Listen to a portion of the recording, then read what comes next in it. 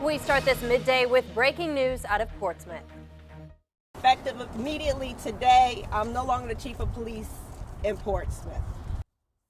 Thank you for joining us this midday. I'm Lex Gray. You were just hearing from former Portsmouth Police Chief Angela Greene. That was just after the city fired her earlier today. Greene had been on paid leave since September during an internal investigation. The controversy over her status began back in June after a destructive demonstration at the city's Confederate monument. 10 on your side's Andy Fox was at the press conference this morning and spoke with Greene. Andy, what are you hearing from her and what else have you learned?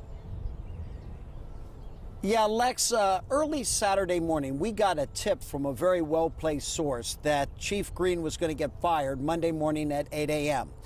So photographer Rob Rizzo and I went to the parking garage in the basement of City Hall, Portsmouth City Hall, and we waited for Chief Greene. And shortly before 8, she showed up, and it was a tough day.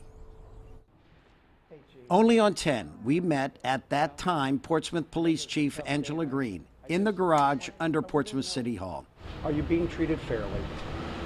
I guess we'll find out when I go to this meeting. Chief Greene knew going in that interim city manager Lavores Pace was going to fire her. I believe what would be fair is full reinstatement because I did nothing wrong.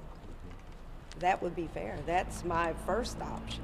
We asked why, when the spray paint defacing was underway at the Portsmouth Confederate Monument, she did not stop what was obviously a safety issue.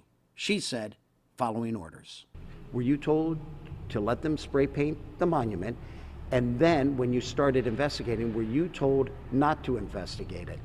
That is correct. And who told you not to investigate it? That will come out during the legal lawsuit. As she went to the meeting, supporters hugged her, and then she went to the elevators that would take her to the 6th floor where she would be fired. The meeting lasted no more than 15 minutes. Chief Greene has just left the meeting. Yes. Tell me what happened. Well, I was terminated, and I'm one less badge and a gun. Who was at the meeting and what did they say?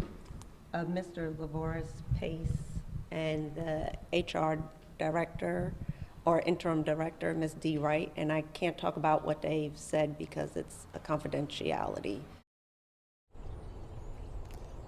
Now, a lot of this was playing out on Friday, and there was a question about how much severance that the chief would get. They wanted to give her 3 months, it's our understanding. She wanted a year and a half. When the two sides could not get together on that, she was called in Monday morning at 8 a.m. She was told that she is fired, and she walks away with nothing.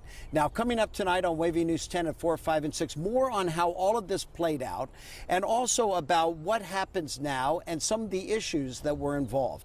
We'll have that for you later on. In Portsmouth, Andy Fox, 10 on your side. All right, thank you.